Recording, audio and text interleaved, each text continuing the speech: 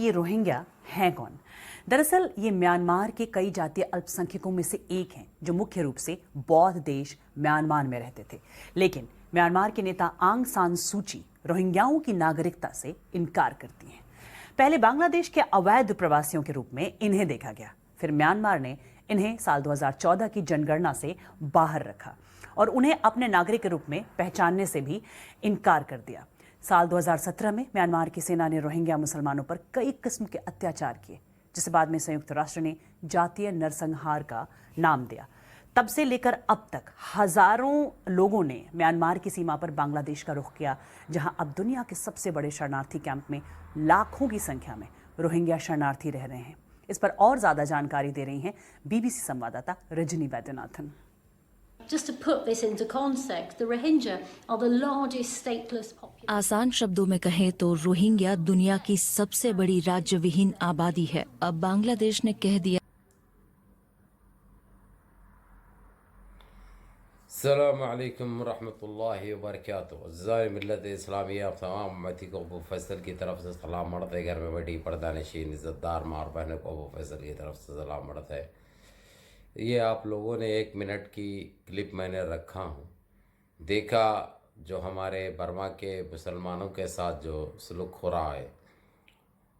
इस बर्मा के मुसलमानों के लिए कुछ करना हमको बहुत ज़रूरी है, लेकिन सबसे पहले बर्द मुजाहिद जो हम मुसलमानों के दिल में जो बसते हैं, जो मुसलमानों के जो इस्लाम के हीरो है, रजब तैयब एर्दोगान ने ऐलान कर दिया है आज 5 लाख बर्मा के रोहिंग्या मुसलमानों को गोद लेंगे।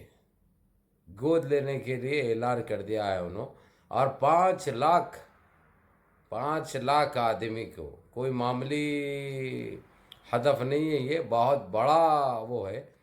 5 लाख रोहिंग्या मुसलमानों को गोद लेंगे रजब तैयब एर्दोगान। और लेकिन मैं ये कहना चाहता हूँ, चाहे हमारे देश में हो या बांग्लादेश हो या पाकिस्तान हो, ये सब बॉर्डर खोल देना चाहिए रोहिंग्या मुसलमानों के लिए।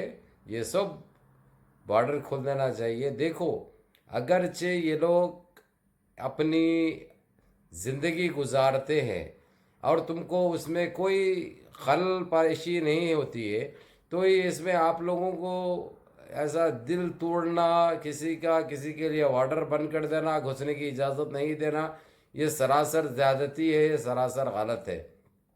यह म्यांमार ये कोई छोटा नहीं है, ये बहुत बड़ा है। वहाँ की हुकूमत जो करी है बर्मा के मुसलमानों के साथ, अल्लाह उनको गारत करेगा इंशाअल्लाह एक ना एक दिन।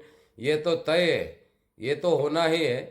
तो इसीलिए ये आज रजब तैयब एर्दोगान ने बर्मा के इन मुसलमानों को 5 लाख को गोद लेने का ऐलान किया, और पाकिस्तान को भी कह दिया कि बॉर्डर अपना खोल दो, जितने हो सकते हैं वो लोगों को कैंप बनाओ, वो लोगों को रहने के लिए परमिशन दो। रजब तैयब एर्दोगान का ये कहना था पाकिस्तान के साथ। और मैं कहता हूँ कि जो है सो हमारे देश में भी रोहिंग्या मुसलमानों को ज़िंदगी गुजारने की इजाज़त देनी चाहिए। बिल्कुल, ये लोग कहाँ जाएंगे, क्या करेंगे? ये लोग इंसान को पैदा हुए, इंसान की नस्ल है ये। इनके साथ ऐसी ज़्यादती बैल बकरियों के साथ नहीं होती जितनी ज़्यादती बर्मा के मुसलमानों के साथ हो रही, ये रोहिंग्या मुसलमानों के साथ हो रही। और बांग्लादेश को, जबकि ये है ही बंगाली, लेकिन फिर भी बांग्लादेश इसको एक्सेप्ट नहीं कर रहा, ये बहुत गलत बात है। इसलिए मैं शेख हसीना से ये गुजारिश कर रहा हूँ, ये अपील करता हूँ कि फ़ौरन बॉर्डर खोल दो अपना, और जितना हो सकता है रोहिंग्या मुसलमान को बांग्लादेश घुसना चाह रहे हैं वो लोग तो घुसने दो उनको, ये तुम्हारे लिए बहुत ज़रूरी है। तो इस वक्त हम बर्मा और रोहिंग्या मुसलमान के साथ है, इंशाअल्लाह हम बराबर उनकी मदद करेंगे। रजब तैयब एर्दोगान ने 5 लाख की हामी भर रही, उधर से ईरान भी अब कुछ फैसला करने वाला है रोहिंग्या मुसलमानों के लिए। और ये सारी दुनिया को, सारे आलम को, सारे मुसलमान ममालिक को सोचना चाहिए, इसके ऊपर तबसरा करना चाहिए, ज़ेर गौर होना चाहिए। ये चीज़ को UNCC अक़वाम मुत्तहिदा तक ले जाना चाहिए। खामोश बैठने वाली बात नहीं है ये। वो लोग तो कुछ नहीं कर सकते रोहिंग्या मुसलमान, लेकिन हम तो बहुत कुछ कर सकते हैं। हम उनके लिए कुछ करेंगे, उनके लिए आवाज़ उठाएंगे, उनके लिए साबित कदम होंगे, उनके लिए आगे बढ़ेंगे इंशाअल्लाह, तो कुछ उनका भला होगा। यह हमको सोचने की ज़रूरत है। तो बहरहाल رجب طیب اردوغان نے سب سے پہلے پہل کی ہے. انشاءاللہ 5 لاکھ روہنگیا مسلمانوں کو وہ اپنے پاس لینے کے لیے تیار ہے. اب اس کے ساتھ ترکی کے ساتھ اب دوسرے ممالک بھی سامنے آئے. وہ لوگ انسان رہتے ہوئے بھی انسانوں کی زندگی ان کو گزرنے نہیں دے رہے ہیں. آپ لوگ یہ بہت زیادتی ہے, بہت غلط ہے. یہ چیز کو آپ لوگ اپنے ذہنوں میں سے نکالو, آپ لوگوں کے لیے اچھا ہوگا. اور جہاں پہ رہتے ہیں اپنے ملک کے لیے مر مٹنے کی وہ رکھتے ہیں بھائی. ایک تو مسلمان اسلام ہے ہی یہ چیز, جو ملک میں رہتے ہیں وہ ملک کی حفاظت کے لیے بھی جان نچھاور کر دیتے ہیں, اپنے جانوں کی قربانی دے دیتے ہیں. تو آپ لوگوں کو یہی بتانا تھا. اور دوسری چیز کیا ہے آپ لوگوں کو بتا دوں, بابری مسجد کا سوامی نے کھلے الفاظوں میں یہ کہہ دیا ہے کہ بابری مسجد کی زمین پر کوئی اور چیز نہ بنائے, یہ پورے دیش کے لیے خطرہ ہے, خطرے کی علامت ہے. اس کے لیے ہم سوامی نتھو آنند شتو آنند جو بھی ہے آنند, وہ ہم ان کے غور کریں گے, ان کی بات کی سراہنا کریں گے. اور بہرحال بابری مسجد کا انشاءاللہ یہ لوگ تو بہت ایسی کوشش کرے کہ کسی طریقے سے ٹیمپل بنایا جائے, کسی طریقے سے مسلمانوں کے دلوں کو اذیتیں پہنچائی جائے, مسلمانوں کو تکلیف دی جائے. لیکن یہ ان کے ہاتھ کو کچھ نہیں لگا. یہ لوگ تو کرنا تھا بہت کچھ کرے یہ لوگ, لیکن ان کے ہاتھ کو کچھ نہیں لگا. البتہ بس آواز ایک سننے کو ملی ان کو, اللہ اکبر کی, لا الہ الا اللہ محمد الرسول اللہ, یہ آوازیں سننے کو ملی وہ لوگوں کو. یہ آوازیں سن کے چاہے فرانس سے آئے ہوئے انجینئر رہندو, چائنا سے آئے ہوئے انجینئر رہندو, یا ہمارے دیش کے چو طرف کے انجینئر, لا الہ الا اللہ انت سبحانک انی کنت من الظالمین بولتے تھے. یہ لوگوں کے ہاتھوں میں سے کیڑے گر رہے تھے یہ لوگوں کو. یہ خدا کی قدرت ہے, اللہ کی شان ہے. بابری مسجد خود اپنی زمین کی, اس پاک زمین کی حفاظت کر رہی ہے. اور یہ سوامیاں پورے وہاں سے بھاگ کھڑے ہوئے. کئی سوامیاں تو ختم بھی ہو گئے, اپنے آپ ہارٹ اٹیک آ کے ختم ہو گئے یہ لوگ. اب کچھ سوامی زندہ ہے جو بابری مسجد کی تائید میں بات کر رہے ہیں, وہ لوگ زندہ ہے, وہ لوگ سانس لے سک رہے. تو بابری مسجد بہت جلد بنے گی انشاءاللہ. آج فیصلہ ہونا تھا, آج تو ہم سوچے تھے کہ آج سرکار بول دے گی کہ بابری مسجد تم لوگ بنانا اسٹارٹ کرو. انٹرنیشنل کورٹ سے پہلے یہ لوگ اعلان کر دیں گے. یہ چیز کا ہم کو بہت یقین تھا, بہت امید تھی.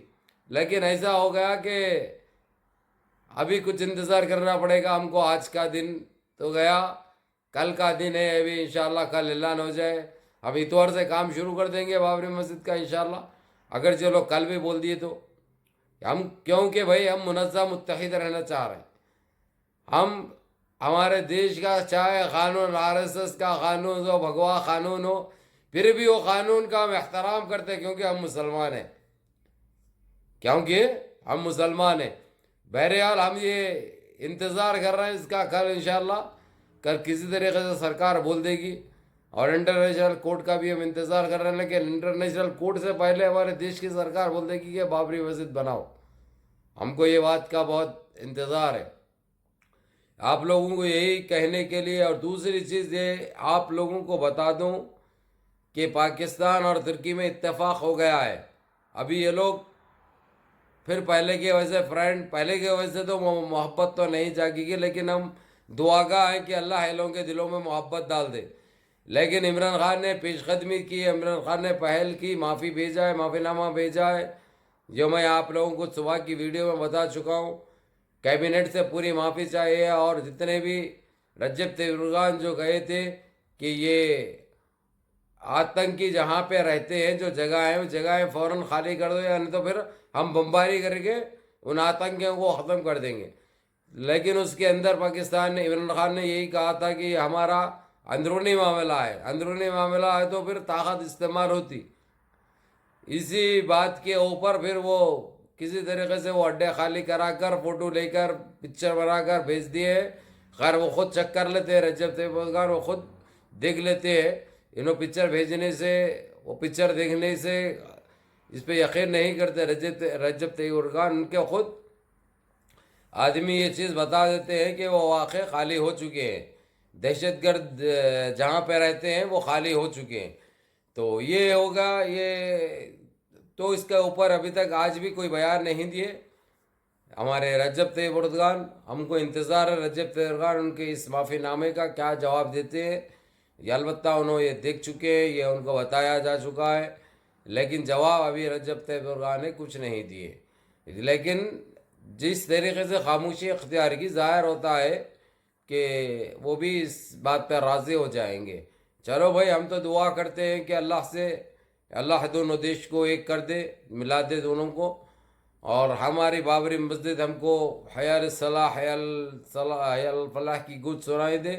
یہ ہم بہت انتظار کر رہے ہیں، ہم نے ہر چیز برداشت کی ہے، لیکن یہ بابری مسجد کا ایشو ہم برداشت نہیں کریں گے، کسی حال میں نہیں کریں گے. ہر چیز کو ہم سہتے ہوئے آ رہے ہیں، لیکن یہ نہیں سہیں گے.